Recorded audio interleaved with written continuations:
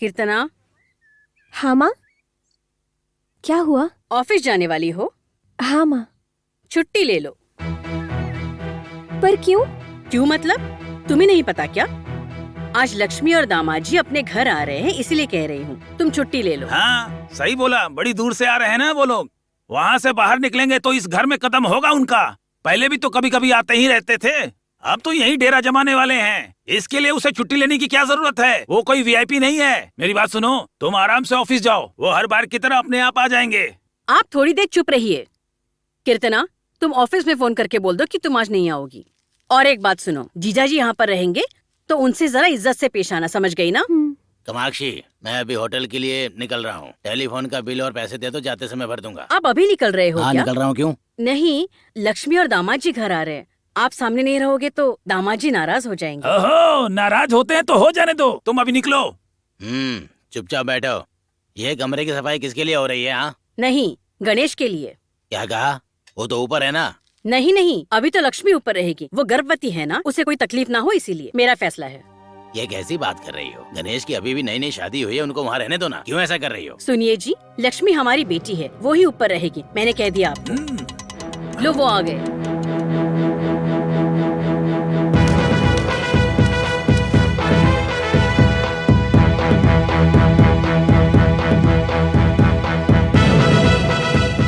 आइए दामाद जी, बैठिए ना। आओ लक्ष्मी।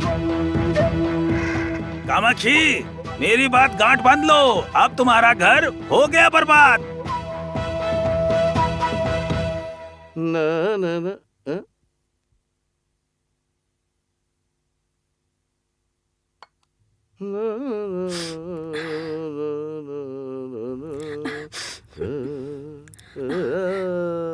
आप बाहर जा रहे हैं क्या? टिफिन खा के जाइए। आनंद भवन का टिफिन है ना, खाना जैसे बच्चों का है, नमक और बिना मिर्ची के। रोज रोज होटल का खाना सेहत के लिए अच्छा नहीं होता लक्ष्मी, लेकिन पता नहीं तुम्हारे घर में रोज रोज कैसे खा लेते हैं। मुझे कुछ भी नहीं चाहिए, मैं कुछ अर्जेंट काम से बाहर जा रहा हूँ, जल्दी आ जाऊंगा।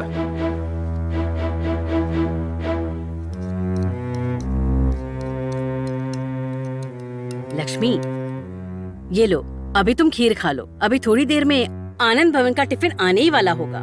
जैसे ही आ जाएगा मैं तुम्हें खाना परोस दूंगी। नहीं माँ, उनको होटल का खाना पसंद नहीं है। जब मैं वहाँ थी तब मैं खुद खाना बनाती थी, मगर यहाँ पर तो मैं खाना भी नहीं बना सकती। नहीं नहीं, मैं खाना बना देती हूँ। क्यों माँ, आप खाना क्यों बनाओगी? आपकी बहू है ना, उसे बोलिए, वो खाना बनाएगी। ठीक है, ये लो, अब तुम इसे खा लो, नहीं तो ठंडी हो जाएगी। अब मैं उसे बोल कर आती हूँ।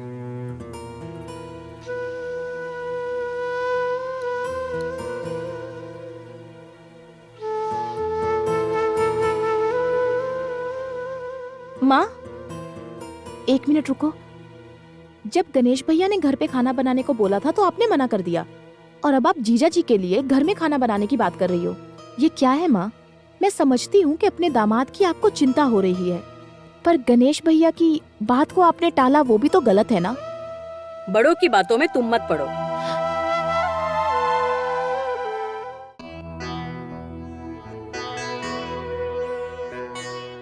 जीजा जी, जीजा जी, कॉफी।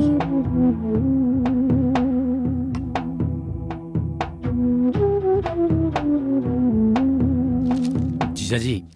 आओ बैठो। हमारे होटल में प्रवीण नाम का आपका एक फ्रेंड आया था, वो आपसे मिलने के लिए मुझे बोल रहा था जीजा जी।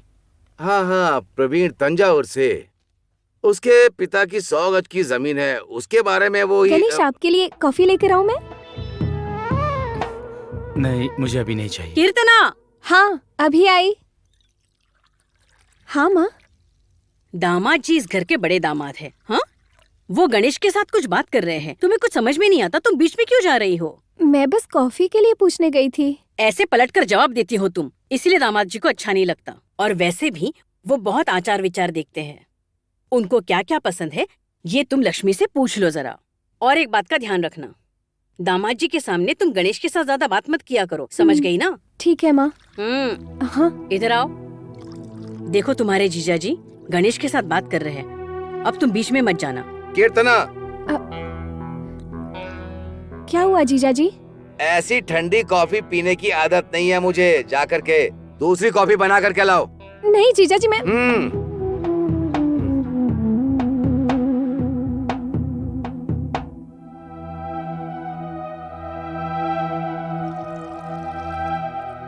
गणेश, बोलो माँ। जीजाजी घर पर है, थोड़ा देख कर चलो तुम। माँ जरा 1 मिनट आना। आ रही हूँ।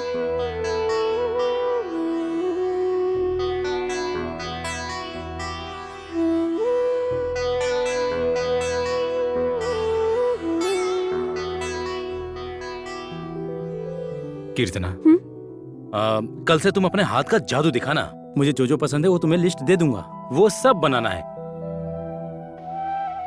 क्या हुआ कीर्तना, तुम्हें सुनाई दिया ना जो मैंने कहा?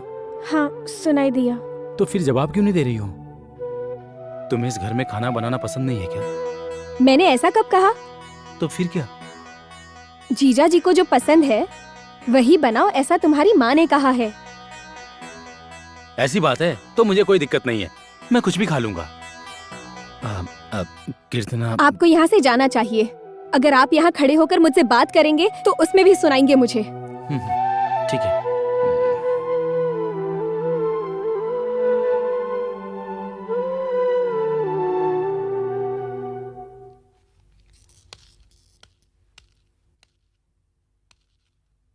नमस्ते सर। हाँ नमस्ते। परमेश्वर जी का बेटा गणेश हूं मैं। आओ बैठो। किस बात के लिए आपने मुझे बुलाया? नरसिम्हा तुम्हारे क्या लगते हैं? वो मेरे जीजा जी हैं। कामाक्षी तुम्हारी माँ है ना? जी हाँ सर। देखो, नरसिम्हा ने तुम्हारी माँ के नाम पे जो घर के कागज थे वो देकर लोन लिया था। जी हाँ सर, हमने उन्हें बिजनेस के लिए कागजात दिए थे सर। वो कोई बिजनेस शुरू कर रहे थे। वो तो ठीक है, पर अभी तक उसने किश्त का 1 रुपया नहीं दिया है। मुझे नहीं लगता वो पैसे देकर घर के कागज वापस लेना चाहता है। 4-5 बार नोटिस दे चुके हैं। रास्ते में मिलता है तो मुंह चुरा कर निकल जाता है। एक बार मुझे सड़क पर मिल गया था, मैंने टोका तो मुझ पे चिल्लाने लगा। I am sorry sir. देखो बेटा, अगर वो पैसे नहीं लौटाता है तो मजबूरी में मुझे तुम्हारा घर जब्त करना पड़ेगा। आनंद भवन परमेश्वर बड़े इज्जत से नाम लेते हैं उनका, इसीलिए मुझे लगा कि कुछ भी करने से पहले तुम्हें सारी बात पता होना बहुत जरूरी है। बाकी तुम समझदार हो। सर, मुझे थोड़ा समय चाहिए सर। मैं अपने पापा से बात करके आपको बता दूंगा सर। ठीक है।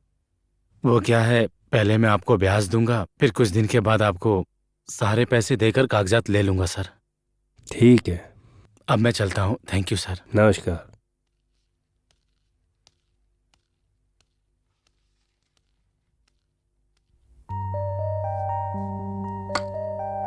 कामाक्षी, कुछ भी कहो, तुम्हारी बहू ने खाना बहुत अच्छा बनाया। हाँ हाँ, क्या बनाया है, बहुत बढ़िया था। नमक मिर्च कुछ भी नहीं, ऐसे खाना बनाते हैं। दामाजी बोल कर गए।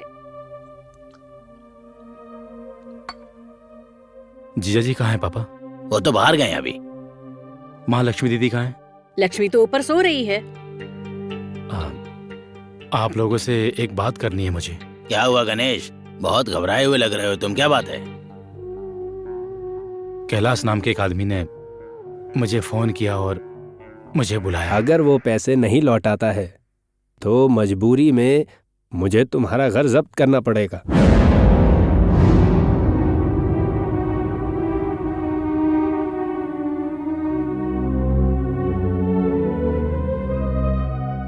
और उन्होंने कहा कि अब मैं चुप नहीं बैठूंगा, अगर मेरा पैसा नहीं मिला तो मैं घर जब्त कर लूंगा। जीजा जी ने हमसे 3 लाख रुपए मांगे थे। हमने पैसे की बजाय उनको घर के कागजात दे दिए थे। 7-8 महीने का ब्याज भी चढ़ गया है। अब मुझे बिल्कुल समझ में नहीं आ रहा है कि इस बात को मैं लक्ष्मी दीदी से जाकर कैसे बताऊं। नहीं नहीं, ये बात तुम जाके उसे मत बताना। क्या बोल रही हो ये? हाँ, फिर क्या कहूँ, गर्भवती महिला को ऐसी बातें नहीं बताते। इसे सुनकर कुछ हो गया तो मैं क्या करूँगी बताइए?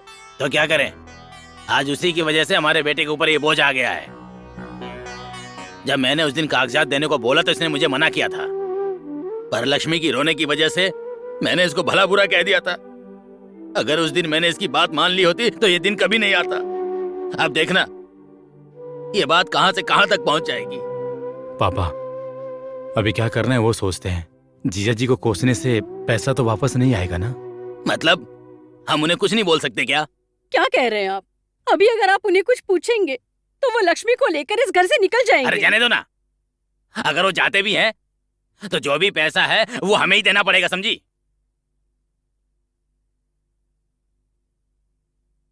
नाराज होना और दिखावा दिखाने के लिए भी औकात होनी चाहिए। घर में खाली बैठकर सबसे फालतू में पंगे लेते रहते हैं, समझे? इतनी बड़ी रकम है ये, इसे कैसे चुकाएंगे बताओ? करने दो, घर जब्त कर दो, करने दो। सब भिखारी की तरह रोड पे जाके खड़े हो जाएंगे। आस पड़ोस वाले पूछेंगे तो कह दूंगा मैं कि हमारे दामाद जी की वजह से ही सब हुआ है। क्या जी, ये क्या बोल रहे हैं आप? तुम चुप हो जाओ नहीं तो गला दबा दूंगा।